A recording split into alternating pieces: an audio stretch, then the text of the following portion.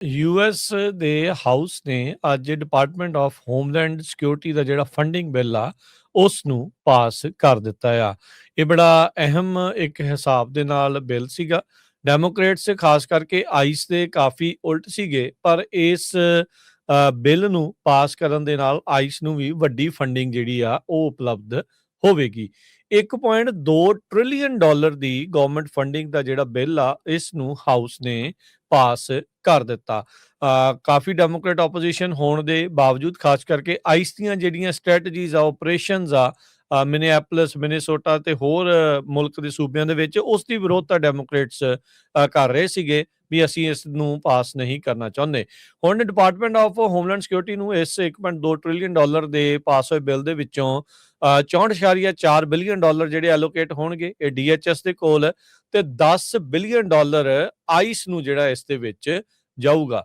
207 ਦੇ ਮੁਕਾਬਲੇ 220 ਵੋਟਾਂ ਦੇ ਨਾਲ ਇਹ ਬਿੱਲ ਸਦਨ ਦੇ ਵਿੱਚ ਪਾਸ ਹੋਇਆ ਆ। 7 ਡੈਮੋਕ੍ਰੇਟਸ ਨੇ ਇਸ ਬਿੱਲ ਨੂੰ ਪਾਸ ਕਰਨ ਦੇ ਹੱਕ ਦੇ ਵਿੱਚ ਵੋਟ ਪਾਈ ਤੇ ਕਹਿੰਦੇ ਵੀ ਇੱਕ ਰਿਪਬਲਿਕਨ ਨੇ ਉਲਟ ਜਿਹੜੀ ਆ ਇਸ ਤੇ ਵੋਟ ਪਾਈ ਹੈਗੀ ਆ। ਇਸ ਦੇ ਨਾਲ ਜਿਹੜਾ ਗਵਰਨਮੈਂਟ ਸ਼ਟਡਾਊਨ ਹੋਣ ਦਾ ਖਤਰਾ ਸੀਗਾ ਇਸ ਮਹੀਨੇ ਦੇ ਅਖੀਰ ਤੱਕ, ਉਹ ਵੀ ਕਿਤੇ ਕਿਤੇ ਇਸ ਨਾਲ ਟਲਿਆ ਹੈਗਾ ਆ। ਕਹਿੰਦੇ ਵੀ ਲਾ ਮੇਕਰਸ ਟਰੈਕ ਤੇ ਨੇ ਵੀ ਜਿਹੜੀ ਇੱਕ ਹੋਰ ਗਵਰਨਮੈਂਟ ਸ਼ਟਡਾਊਨ ਆ ਉਸ ਨੂੰ ਨਾ ਜਿਹੜਾ ਉਹ ਹੋਵੇ। ਇਸ ਬਿੱਲ ਦੇ ਵਿੱਚ department of defence, labour, health and human services, housing and urban development, transportation, education ਵਾਲਾ ਵੀ ਜਿਹੜਾ ਹਿੱਸਾ ਸੀ ਉਹ ਇਸ ਤੋਂ ਵੀ ਵੱਡੀ ਮੈਜੋਰਟੀ ਦੇ ਨਾਲ 88 ਦੇ ਮੁਕਾਬਲੇ 341 ਹੱਕ ਦੇ ਵਿੱਚ ਵੋਟਾਂ ਨੇ ਪਾ ਕੇ ਜਿਹੜਾ ਆ ਉਹ ਪਾਸ ਕੀਤਾ। ਹਾਊਸ ਦੇ ਸਪੀਕਰ ਮਾਈਕ ਜੌਨਸਨ ਉਹਨਾਂ ਨੇ ਕਿਹਾ ਵੀ ਇਸ ਪੈਕੇਜ ਦੇ ਪਾਸ ਹੋਣ ਦੇ ਨਾਲ ਰਿਪਬਲਿਕਨਸ ਨੇ ਫਾਈਨਲੀ ਕਹਿੰਦੇ ਵੀ ਬਾਈਡਨ ਐਰਾ ਦੇ ਵਿੱਚ ਜਿਹੜੇ ਸਪੈਂਡਿੰਗ ਲੈਵਲ ਸੀਗੇ ਉਹਨਾਂ ਨੂੰ ਹੁਣ ਰਿਪਲੇਸ ਕਰ ਦਿੱਤਾ ਆ ਟਰੰਪ ਐਰਾ ਦੇ ਜਿਹੜੇ ਸਪੈਂਡਿੰਗ ਲੈਵਲਸ ਤੇ ਪਾਲਿਸੀਜ਼ ਦੇ ਨਾਲ।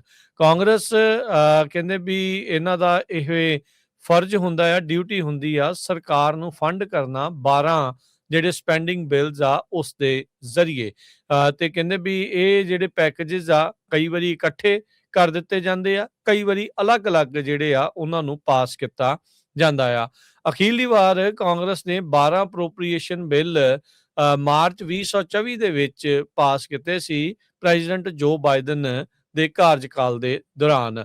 ਤੇ ਕਹਿੰਦੇ ਵੀ ਹਾਊਸ ਦੇ ਦੁਆਰਾ ਹੁਣ ਜਿਹੜੇ ਪਾਸ ਕੀਤੇ ਗਏ 12 ਦੇ 12 ਬਿੱਲ ਆ ਉਹ ਹੁਣ ਸੈਨੇਟ ਦੇ ਵਿੱਚ ਜਾਣਗੇ, ਜਿੱਥੇ ਇਹ ਉਮੀਦ ਹੈਗੀ ਆ ਵੀ ਇਹਨਾਂ ਨੂੰ ਸਿੰਪਲ ਮੈਜੋਰਟੀ ਦੇ ਨਾਲ ਪਾਸ ਕਰ ਦਿੱਤਾ ਜਾਵੇਗਾ ਤੇ ਇਹਦੇ ਨਾਲ ਜਿਹੜੇ ਗਵਰਨਮੈਂਟ ਸ਼ਟਡਾਊਨ ਦੇ ਜਿਹੜੇ ਚਾਂਸਿਸ ਆ ਉਹ ਘੱਟ ਜਿਹੜੇ ਹੋ ਜਾਣਗੇ।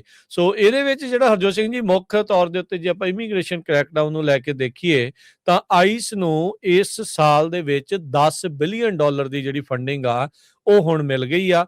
ਇਹਦਾ ਭਾਵ ਇਹ ਆ ਵੀ ਆਈਸ ਵਾਲੇ ਹੋਰ ਵੀ ਮੇਜਰ ਕ੍ਰੈਕਡਾਊਨਸ ਆ ਉਹ ਕਰ ਸਕਣਗੇ। ਹੁਣ ਪਿੱਛੇ ਇਹਨਾਂ ਦੇ ਕੋਲ ਰਾਸ਼ੀ ਜਿਹੜੀ ਆ ਕਾਫੀ ਜ਼ਿਆਦਾ ਆ ਚੁੱਕੀ ਆ। ਡਿਪਾਰਟਮੈਂਟ ਆਫ ਹੋਮਲੈਂਡ ਸਿਕਿਉਰਿਟੀ ਦੇ ਅੰਡਰ ਆਉਂਦੀਆਂ ਹੋਰ ਮਹਿਕਮੇ ਆ ਉਹਨਾਂ ਨੂੰ ਵੀ ਸਾਰਿਆਂ ਨੂੰ ਕੁੱਲ ਮਿਲਾ ਕੇ 64.4 ਬਿਲੀਅਨ ਡਾਲਰ ਜਿਹੜੇ ਆ ਉਹ ਮਿਲ ਜਾਣਗੇ ਜੇ ਇਸ ਤਰ੍ਹਾਂ ਹੀ ਇਹ ਬਿੱਲ ਹੁਣ ਸੈਨੇਟ ਦੇ ਵਿੱਚ ਪਾਸ ਹੋਊਗਾ। ਇਸ ਬਿੱਲ ਦੇ ਵਿੱਚ ਇੱਕ ਚੀਜ਼ ਰਿਡਿਊਸ ਹੋਈ ਆ, ਆਈਸ ਦੀ ਐਨਫੋਰਸਮੈਂਟ ਤੇ ਰਿਮੂਵਲ ਆਪਰੇਸ਼ਨ 115 ਮਿਲੀਅਨ ਡਾਲਰ ਦੇ ਨਾਲ ਘਟਾਇਆ ਆ। ਡਿਟੈਂਸ਼ਨ ਸੈਂਟਰ ਦੇ ਜਿਹੜੇ ਬੈਡਸ ਆ ਉਹ 5500 ਦੇ ਨਾਲ ਜਿਹੜੇ ਉਹ ਘਟਾਏ ਹੈਗੇ ਆ। ਇਸ ਜਿਹੜੇ ਹੋਮਲੈਂਡ ਸਿਕਿਉਰਿਟੀ ਦੇ ਬਿੱਲ ਦੇ ਵਿੱਚ ਇਹ ਕਹਿੰਦੇ ਵੀ ਸੁਰੱਖਿਅਤ ਕੀਤਾ ਗਿਆ ਆ ਵੀ ਆਈਸ ਵਾਲਾ ਕੋਈ ਵੀ ਯੂਐਸ ਸਿਟੀਜ਼ਨ ਨੂੰ ਡਿਪੋਰਟ ਨਾ ਕਰ ਸਕੇ। ਤੇ ਕਹਿੰਦੇ ਵੀ ਹੁਣ ਆਈਸ ਦੇ ਏਜੰਟਸ ਨੂੰ ਬੋਡੀ ਕੈਮਰਾਜ਼ ਲਾਉਣ ਦੀ ਜਿਹੜੀ ਆ ਉਹ ਫੋਰਸ ਕੀਤਾ ਜਾਊਗਾ ਤੇ ਆਈਸ ਏਜੰਟਸ ਚੱਲਦੀਆਂ ਗੱਡੀਆਂ ਦੇ ਉੱਤੇ ਗੋਲੀਆਂ ਨਹੀਂ ਚਲਾ ਸਕਣਗੇ। ਇਹ ਵੀ ਇਸ ਬਿੱਲ ਦੇ ਵਿੱਚ ਮੱਦਾਂ ਜਿਹੜੀਆਂ ਆ ਉਹ ਰੱਖੀਆਂ ਗਈਆਂ ਆ। ਇਲਹਾਨ ਉਮਰ ਮਿਨੇਸੋਟਾ ਦੀ ਜਿਹੜੀ ਰਿਪਰੈਜ਼ੈਂਟੇਟਿਵ ਆ ਜਿਹਦਾ ਸੂਬਾ ਇਸ ਟਾਈਮ ਕਹਿ ਲਓ ਵੀ ਮੇਨ ਤੌਰ ਦੇ ਉੱਤੇ ਨਿਸ਼ਾਨੇ ਦੇ ਉੱਤੇ ਆ, ਤੇ ਉਹਨੇ ਕਿਹਾ ਵੀ ਇਹ ਜੋਕ ਆ। ਅਕਾਊਂਟੇਬਿਲਿਟੀ ਦਾ ਮਤਲਬ, ਰੀਅਲ ਅਕਾਊਂਟੇਬਿਲਿਟੀ ਦਾ ਮਤਲਬ ਹੁੰਦਾ ਆ ਵੀ ਜਿਹੜੇ ਲਾਜ਼ ਨੇ ਮੁਲਕ ਦੇ ਉਹਨਾਂ ਨੂੰ ਜਿਹੜਾ ਉਹ ਮੰਨਿਆ ਜਾਵੇ। ਕਹਿੰਦੇ ਵੀ ਹਰ ਮਿੰਟ ਇਹਨਾਂ ਨੇ ਗੋਲ ਪੋਸਟ ਹੀ ਮੂਵ ਜਿਹੜੇ ਉਹ ਕੀਤੇ ਆ।